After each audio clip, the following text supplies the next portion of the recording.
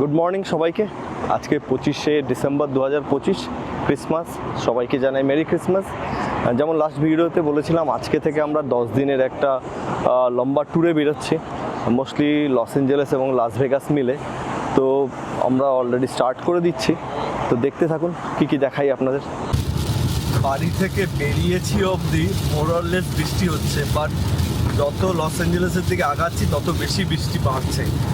আমরা 14 মাইল পরে কেটেলম্যান সিটি বলে একটা সিটি আছে, ছোট্ট সিটি, ওখানে আমরা মিট করব। এখানে বলে রাখি, অ্যাকচুয়ালি আমি যাচ্ছি পাথর বাড়িতে লস অ্যাঞ্জেলেসে, কিন্তু আমাদের আরও 3 জন বন্ধু তারাও লস অ্যাঞ্জেলেসের দিকেই যাচ্ছে।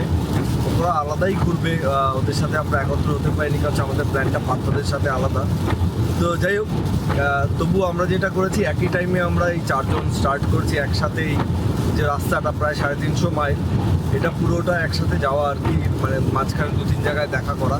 তো ফার্স্ট স্টপ ছিল আমাদের কেটেলম্যান সিটি, আর 13 মাইল পরে সেখানে একটু মানে বাথরুম করা বা গ্যাস নেওয়া যা যা দরকার আর কি।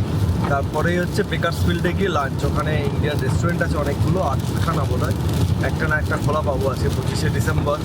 তাই ম্যাক্সিমাম দোকানপাটই বন্ধ, বিশেষ করে আমেরিকান কোনো কিছুই খোলা নেই। কিন্তু যাই হোক, যত ওই দিকে আগাচ্ছি সূর্য তো অনেক আগেই হাওয়া হয়ে গেছে, অন্ধকার হয়ে আসছে, আরও বেশি বৃষ্টি। কী অবস্থা? হ্যাঁ, কেমন লাগছে বৃষ্টি ঘুরতে যেতে? বৃষ্টি, হ্যাঁ, ঘুরতে যাওয়ার সময় বৃষ্টিটা না হওয়াই ভালো।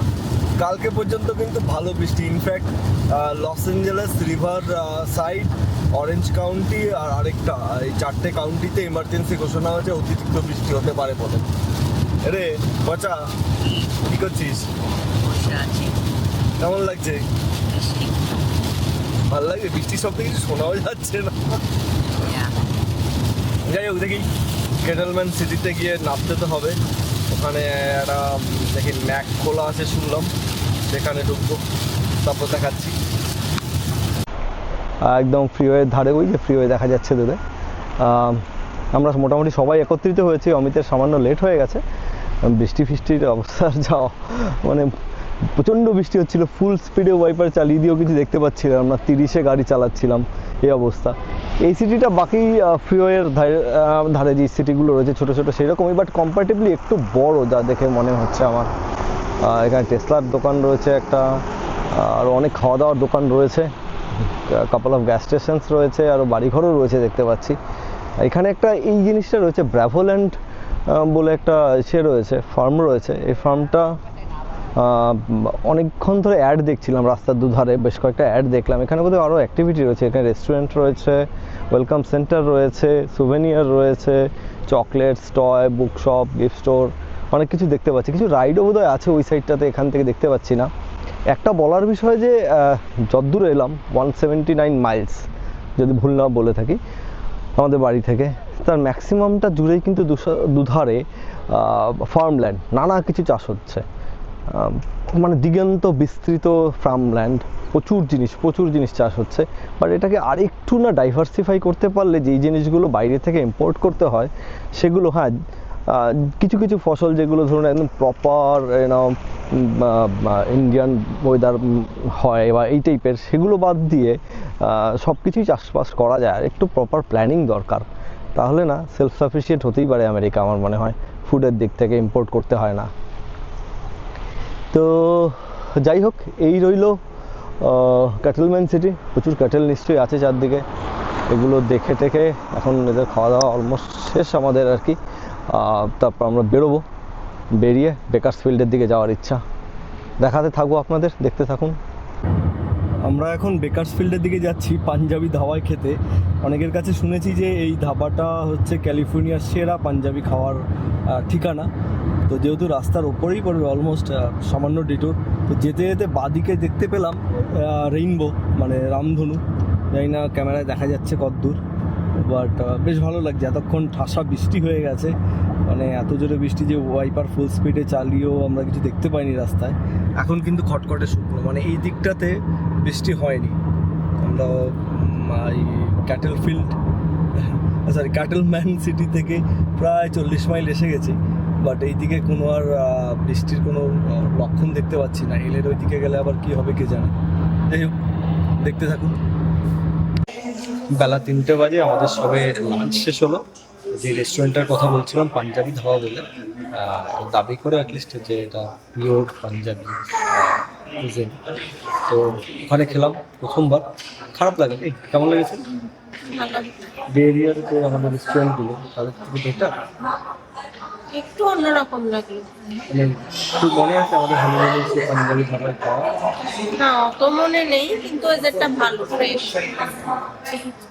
খেতে ভালো লেগেছে আমাদের। বাকি যারা এসছে আমরা একসাথে, আমরা 4 ফ্যামিলি যেমন বলছিলাম, সবারই খারাপ লাগেনি। হ্যাঁ, জায়গাটার একটু বড় দরকার ছিল। আমরা বাইরে থেকে বড় বিল্ডিং দেখে ভেবেছিলাম বিশাল বড় জায়গা, কিন্তু ভেতরে জায়গাটা কম। ভালো বেশ কন্টিনিউয়াস। আমি যখন ওদেরকে ফোন করেছিলাম যে বুক করার জন্য, যে 14 জনের একটা টেবিল বুক করবো, বললো যে ফার্স্ট কাম ফার্স্ট সার্ভ, 8টায় বন্ধ হয় জেনারেলি, কিন্তু গতকালও নাকি 7টার সময় ওদের খাওয়ার শেষ হয়ে গেছে। বোঝা যাচ্ছে ভালো বিক্রি। ইনফ্যাক্ট আমার কাছে মানে কয়েকজন হলো কনভারসেশনে বলেছিল যে তারা বেরিয়াতে থাকে, পিওর পাঞ্জাবি খাবার খেতে ইচ্ছে করলে তারা এখানে এসে খেয়ে যায় মাঝে মধ্যে। মানে অলমোস্ট 3.5 ঘন্টার মতো ড্রাইভ হয়েছে, 3 থেকে 3.5 ঘন্টা, তাও চলে আসে। দ্যাট মিনস প্লট দেখি ভিতরে কিনে।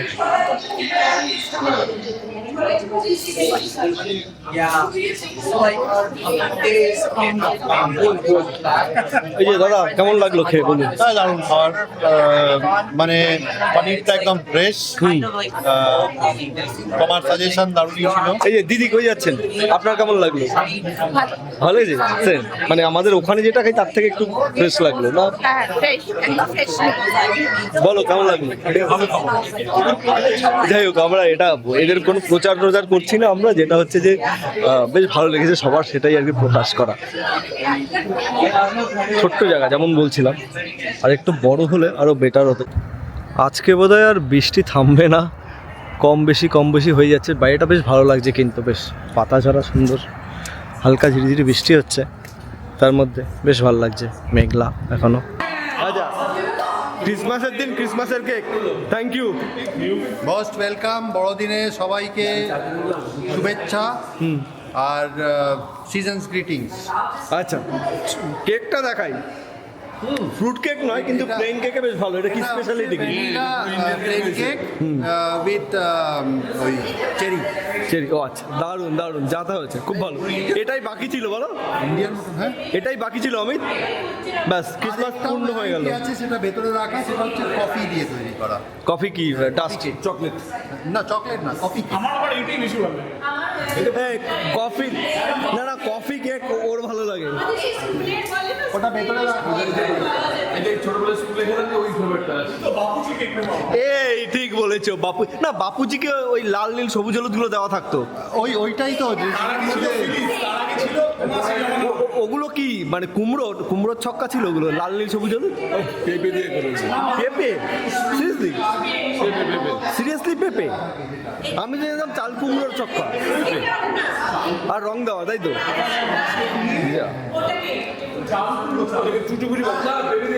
যাই হোক, ক্রিসমাসে যা রিচুয়াল সবই হয়ে গেল আমাদের। থ্যাংক ইউ অভিজিৎ দা, অনেক ধন্যবাদ, খুব ভালো লাগলো। আচ্ছা, আমরা এসে পৌঁছে গেছি পার্থদের বাড়িতে, অনেকক্ষণ হলো অ্যাকচুয়ালি। সমস্ত লটবহর গাড়ি থেকে ঘরে তুলে গুছিয়ে চাটা খেয়ে এখন সবে বসলাম। এতক্ষণ এত কিছু করে হাঁপিয়ে গেছি, তাই আর আপনাদের দেখানো হয়নি। বাট যাই হোক, এসে পৌঁছে গেছি। প্রচণ্ড বৃষ্টি হচ্ছিল, এত বৃষ্টি হচ্ছিল যে রাস্তা মানে 10 ফুট দূরে কী আছে দেখা যাচ্ছিল না। কিন্তু এইদিকে ওর বাড়ির এইদিকে ঢুকতে সেই বৃষ্টিটা নেই। অনেক ভালো ওয়েদার এখানে। বাইরেই মাত্র আমি আর মাত্র একটু হেঁটে এলাম, তো সেখানে ঠান্ডা একেবারে কম, 55 কিছু একটা হবে।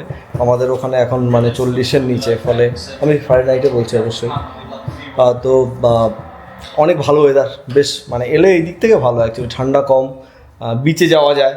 গরমকালে আমাদের ওখানে গরমকালেও বিচে যাওয়া যায় না, এখানে বিচে যাওয়া যায়, আনন্দ করা যায়। তো যাই হোক, এই ব্লগটা এই পর্যন্তই রাখি। কালকে আর একটা ভালো ব্লগ আসবে।